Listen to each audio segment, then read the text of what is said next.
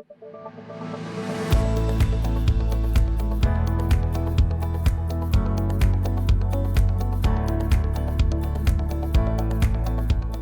had some very interesting data concerning the Unicure AMT-060 and 061 studies.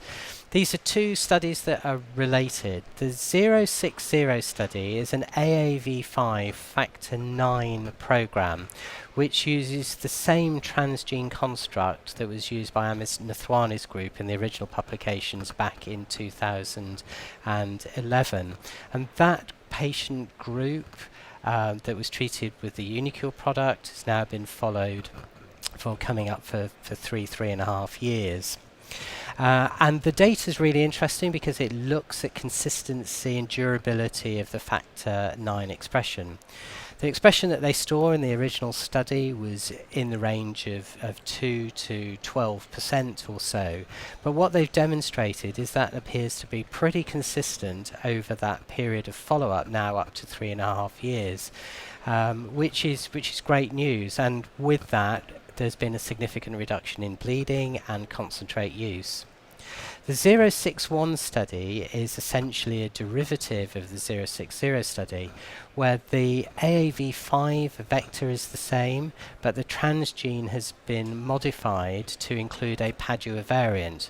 So in essence, the transgene is the same as the 060, bar one nucleotide change, which changes it from a wild type into a Padua type variant.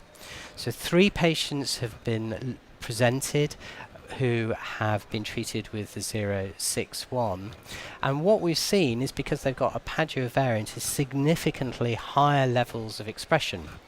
So the median level expression from the 3 patients was around 40%, 2 at 50 or 50 and above, and 1 at about 30, with a concomitant reduction in bleeding and concentrate use. They've been followed now for around about 6 months. So that's really interesting data, because what we've seen here is a significantly increased activity level, but probably about the same amount of protein being produced, which reflects the increased activity of the Padua variant. So the 061 is now in a phase 3 study, and patients are being recruited and will be moving through that. So we're very positive about looking at forward to the data that we see in these programs to see how this plays out. One of the interesting things about the Unicure program is that they have not excluded patients who are AAV5 seropositive, because they haven't from previous data been able to show any significant difference in AAV5 seropositivity that's pre-existing between those that were and those that weren't positive.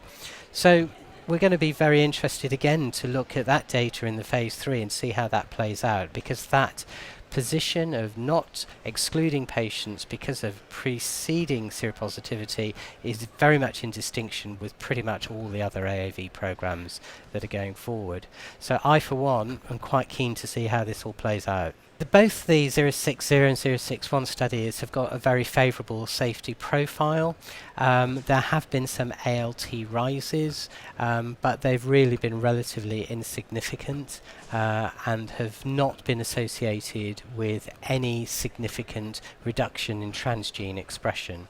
This is one of the other issues that was brought out in the discussion yesterday at the presentation as to whether different AAV serotypes have different mechanisms in terms of ALT rises, whether AAV5 rise in ALT is mechanistically and fundamentally different from the other groups of AAVs that are used.